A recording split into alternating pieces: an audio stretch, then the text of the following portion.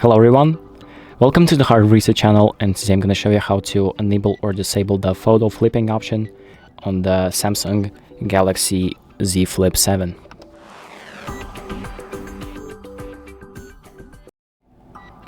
So what the camera flipping option is basically when you take a photo and sometimes that photo turns out flipped even though in the view it looked normal to you. So if you want to prevent that, you're gonna have to go into camera settings. So we're gonna open up the camera app, press on these 4 dots on the bottom right, and then press the gear icon to open up the settings.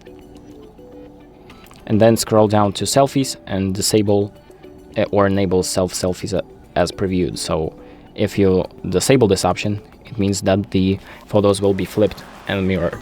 But if you don't want that, the photos will appear as they appear in the camera's viewport. So, for example, if the photo looks like this, then it's going to appear the same on when you take the photo actually. So that's about it.